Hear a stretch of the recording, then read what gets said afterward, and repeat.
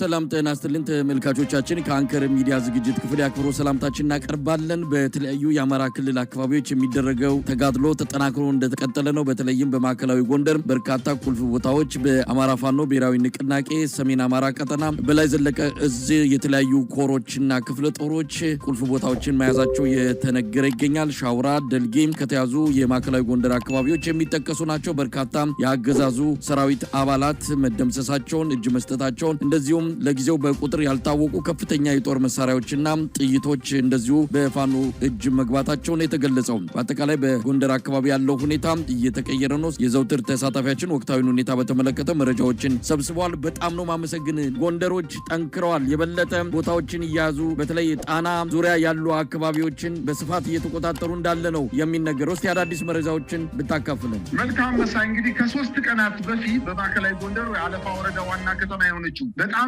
ቁልፍና ስትራቴጂክ ወታደራዊ ጠቀሜታ ያላት የሻውራን ከተማ 7 የኮንክሪት ምሽጎችን የመከላከያ የአድማ ብተና የፖሊስ የጉጅሌ የሚባል እንዲሁም ሰላም አስከባሪ የሚባሉ ኃይሎች በበርካታ ቦታዎች ላይ ምሽግ ሰርተው መጀመሪያ እጅ እንዲሰጡ በሸር ሽማግሌ ጠይቀው አልሳካ ሲል በ5 አቅጣጫ ጥቃት በመሰንዘር የሻውራ ከተማን ለ8 ተከታታይ ሰዓት ውጊያ በማድረግ 7ቱንም ምሽግ በመደረማመስ ከፍተኛ ድል ተጎናጽፈው በ231 በላይ የአድማ ብተናና የሚኒሻ ኃይሎች ሲገደሉ የሻውራ ከተማ አስተዳደር የፖሊስ አዛዥ ዋና ኢንስፔክተር ውባንተ ይርሳውን ጨምሮ ወንጀል መከላከል ዋና ኮማንደር ገብሬ እንዲሁም በርካታ በስሩ የነበሩ ፖሊሶች እንዲሁም የሚኒሻ ጽሕፈት ቤቱ ጌታውን የተባለ አዛዥ ተደምስሶ በርካታ እጅ ሰጥቶ የተማረከ የአድማ ብተና ብቻ 53 የቆሰለ 67 ድሽቃ የተማረከ 2 ብሬን 2 ክላሽ 259 አብራራው መሳሪያ 22 እንዲሁም 10 ጎላሽ ክላሽ 28 ተተኳሽ የክላሽ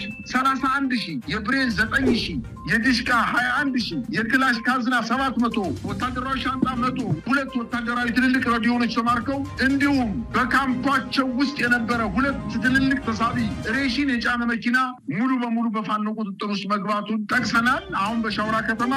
ህዝቡ ደስታውን እየገለጸ ሰላማዊ ኑሮ መኖር ከጀመረ 3 ቀናት ተቆጥረዋል። ነገር ግን መሳይ በርካታ የሚኒሻ ኃይሎች የአድማ ብተና ኃይሎች ፖሊስ ኃይሎች በፈረስ ጋሬ አስክሬናቸው እየተለቀመ በባህር ዛፍ ስር የከተማው ህዝብ ወጥቶ በትናንትናው ዕለትና ዛሬም ጭምር ቀብር እንደዋለና ሲለመኑ ቢያሉ የሚኒሻ አባላትና የአድማ ብተና አባላት እንዲሁም በጣት የሚቆጠሩ የከባድ ምድብተኛ የመከላከያ ኃይሎች መደምሰሳቸውንና በርካቶቹ እጅ መስጠታቸውን ተዘግቧል። በዚህ ቀን መይሳው ካሳ 2ኛ ኮር ፊታውራሪ ገብርዬ ክፍለ ጦር በአዳኛ ገር ጫቆ ወረዳ ነጋዴ ባህር ተብሎ የሚጠቀሰው ማለትም ከጭልጋ ወረዳ ወደ መተማ ስነድ አማካይ ቦታ ላይ አስፓልት ዋና መንገዱ ላይ የምናገኛት ነጋዴ ባህር ከተማ ላይ በፈጸሙት የማጥቃት እንቅስቃሴ 23 የአድማ ብተናና የመከላከያ ሰራዊትን በመደምሰስ 12ቱን በማቁሰል እጅ እንዲሰጡ ያደረጓቸው 5ን ጨምሮ 17 ክላሽ ከ1000 በላይ የክላሽ ተተኳሽ 1200 የብሬን ተተኳሽ መማረካቸው ይታወቃል። በማዕከላዊ ጎንደር ጣቁሳ ወረዳ የጣና ሐይቅ ዳር የምትገኘው ከፍተኛ ቁጥር ያለው የመከላከያ ሰራዊት ከሻውራ ሸሽቶ ከጫንድባ ሸሽቶ ከጨውድባ ሸሽቶ እና ከተለያዩ ቀበሌዎች ሸሽቶ የመጣ የመከላከያ ሰራዊት በከባባድ የኮንክሪት ምሽጎች ላይ መኮንታ ከተባለ ቀበሌ ላይ ሰፍሮ የሚገኝ ሲሆን የደልጊ ከተማን በባምባሯ በኩል አቋርጠው በመግባት ደልጊ ከተማን 1 ሰዓት ባልሞላ ውጊያ ደልጊ ከተማ ተቆጣጥረዋል። ነገር ግን የመኮንታ ከተማ ላይ ከፍተኛ ቁጥር ያለው የመከላከያ ሰራዊት ስለሚገኝ የፖሊስ የሚኒሻ የአድማ ብተና ኃይሎች እዛ ምሽግ ውስጥ ገብተው ጦርነት እየተደረገ ሲሆን በተለይ በቢዶርኩን በባምባሯ በጫንቄ እንዲሁም በቻችና ለዋ በኩል የመከላከያ ሰራዊቱ ተከቦ ጥቃት እየተፈጸመበት እንደሆነና በርካታ የሚኒሻ አባላትና የፖሊስ ኃይሎች እንደተመቱና አብዛኛዎቹ ደግሞ እጅ እንደሰጡ የብልጽግና የወረዳ አመራሮች ተጠርንፈው ሞባይላቸው ተነጥቆ በምሽግ ውስጥ መሳሪያ ሳይሰጣቸው እነሱን እንደመያዣ አድርገው እየተጠቀሙባቸው እንደሆነና ነገር ግን በ5 እና በ6 አቅጣጫ ጥቃት ተፈጽሞበት ምሽጎቹ እየተደረመሱ እንደሆነና የብልጽግና የተወሰኑ አመራሮች ዶክመንት እንዳይወጣባቸው ለማድረግ የፖሊስ ጽሕፈት ቤቱን የገቢዎች ጽሕፈት ቤትንና ሌሎች 2 የተለያዩ ጽሕፈት ቤቶችን በእሳት ማንደዳቸውን በከተማዋ ላይ የፋኖ ኃይሎች ለቀው ወደ መኮንታ ያለውን ጦር ሙሉ በሙሉ ለማጥቃት ተጋድሎ ላይ እንደሚገኙ ለማወቅ ተችሏል። በሌላ ዜና ከሰሞኑ በደብረ ታቦር እና በደቡብ ጎንደር ከደብረ ታቦር አቅራቢያ በጉና በጌምድር ወረዳ አለም ሳጋ ከሚባለው ጫካ ውስጥ የአገዛዙ ጦር ከደብረ ታቦር፣ ከጎንደር፣ ከባህር ዳር ኃይሉን አጠናክሮ ዋናውን የወልዲያን መንገድ ለማስከፈት ከደብረ ታቦር ከተማ ወጥቶ እንቅስቃሴ በሚያደርግበት ሰዓት የውባንታ ባተኮር ተወርዋሪ ክፍለ ጦር ጣኝ መሐንዲስና አሳምነው ብርጌድ ከጉና ክፍለ ጦር ጋር በጋራ በፈጸሙት ማጥቃት ከ20 በላይ የመከላከያ ኮንቮይ ወታደር የጫነ መኪና መደምሰሱንና መኪኖቹ አብዛኛዎቹ መቃጠላቸውን በርካታ ቁስለኛና ሙት መደረጉን የአድማ ብተና ኃይሎች እጃቸውን መስጠታቸውን አስታውቀዋል። ዛሬ እንዲሁ የአድማ ብተናና የፖሊስ እና እንዲሁም የሚኒሻ ኃይልን የአካባቢው ገበሬ እየያዘና እየለቀመ ለፋኖ ኃይሎች እያስረከበ እንደሚገኝ ለማወቅ ተችሏል። የአገዛዝ ጦር ከደብረ ታቦር ከተማ መንቀሳቀስ ባለመቻሉ በጋሳይ በጉና በጌምድር ወረዳ አድርጎ ንፋስ መውጫን ለመቆጣጠር ያደረገው ጥረት እንዲሁም ወደ ወረታ አካባቢ መጥቶ ዋናውን መንገድ ለማስከፈት ጥረት ቢያደርግም ከደብረ ታቦር ከተማ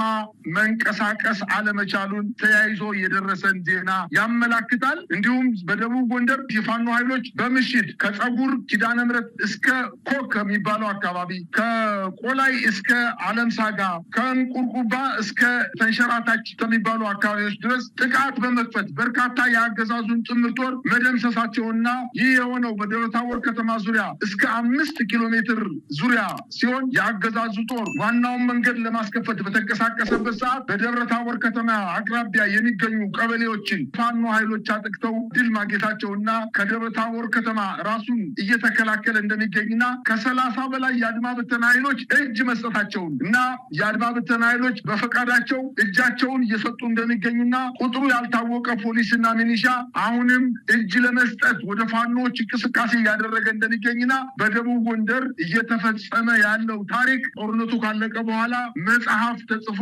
የማያልቅ እንደሆነና ጀብዶ እየተፈጸመበት ውጊያ እየተደረገ እንደሚገኝ ለማወቅ ተችሏል። በሌላ ዜና በምስራቅ ጎጃም ሸበል በረንታ ወረዳ የዱሃ በምትባለው ዋና ከተማ መሽጎ የነበረው የአገዛዙ ጦር ከከተማዋ በመውጣት ደፈጣ ለመጣል ወደ ጎይ ቀበሌ ደርሶ የነበረ ቢሆንም የፋኖ 64ኛ ክፍለ ጦር መረጃው ቀድሞ ደርሶት ኑሮ በጎይ ቀበሌ ደረቅ ወንዝ እና የዶሃ በረንታ ትምህርት ቤት ላይ አድፍጦ በመጠበቅ አዲሱ ገበያ በተባለው አካባቢ ላይ ባደረገው የመልሶ ማጥቃት በርካታ የአገዛዙን ጦር መደምሰስ መቻሉና 9ኙን ማቁሰሉን በርካቶችን እጃቸውን እንዲሰጡ ማድረጉን ለማወቅ ተችሏል። ይህ በእንዲህ እንዳለ በጃዊ አቅራቢያ ሰዋታ፣ ኩንኩሩባ ብሔራዊ በሚባሉ ከተሞች ላይ የድሮንና የጀት ድብደባ እየፈጸመ ሲሆን በዚህ አካባቢ የአገዛዙ ጦር ተሸንፎ በከተማው አካባቢ ከለቀቀ በርካታ ቀናት ቢሆነውም ነገር ግን የአካባቢው ማህበረሰብ ጦርነት በሌለበት በድሮን እየደበደበ በርካታ ሲቪሎችን ማቁሰሉና መግደሉን ለማወቅ ተችሏል። ይሄ የድሮን አሰሳ አሁንም በአለፋ ወረዳ በሻውራ፣ በቋራ ወረዳ በደለጉ፣ በሙር ቀዝቀዝ በሚባሉ አካባቢዎች እንዲሁም በጣቁሳ ወረዳ በሚደርኩን፣ በጫንቄ፣ በቻችና ሎ አካባቢ የድሮን አሰሳ እየተደረገ እንደሆነና የፋኖ ኃይሎችም ይህን እየሰሙ በራሳቸው ላይ ጥንቃቄ እያደረጉ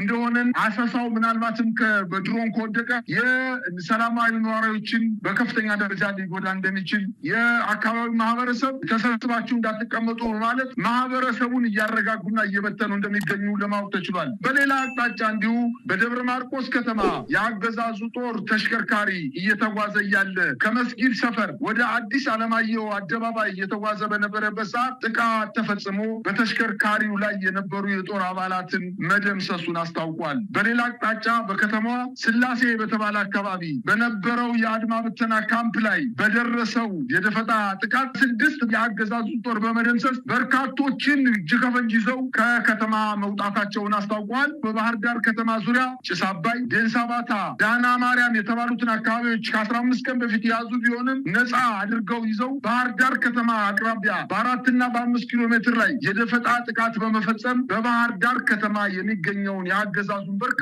ጦር ከፍተኛ ጭንቀት እንደፈጠሩበትና አሁንም በተለያዩ ቦታዎች ከባህር ዳር ከተማ አስተዳደር ስር የሚገኙ ቀበሌዎች ላይ የፋኖ ኃይሎች ወደ ከተማው ዘልቀው በመግባት ጥቃት እንደፈጸሙና ይሄ ጥቃት የደረሰበት የአገዛዙ ጦር የመከላከያ የዜና ወጃ 2 ፒኬም መትረየስና 6 አርፒጂ በባህር ዳር ዙሪያ ባሉ ቀበሌዎች ላይ ተዋግቼ ማርኪያለሁ በማለት ውጊያው በባህር ዳር ከተማ አቅራቢያ መድረሱን ራሱ ያመነበት ሁኔታ እንዳለን በአጠቃላይ በአማራ ክልል ከፍተኛ ጦርነት እየተደረገ እንደሆነ የፋኖ አመራሮችም ከእንግዲህ በኋላ የሚቀለበስ ወደኋላ የሚመለስ ትግል የለም፣ ወደፊቱ ሰፊ የማጥቃት እንቅስቃሴ እቅድ ይዘን እየተንቀሳቀስን እንደሆነ በማለት እየገለጹ ይገኛሉ። መሳይ በጣም አመሰግናለሁ።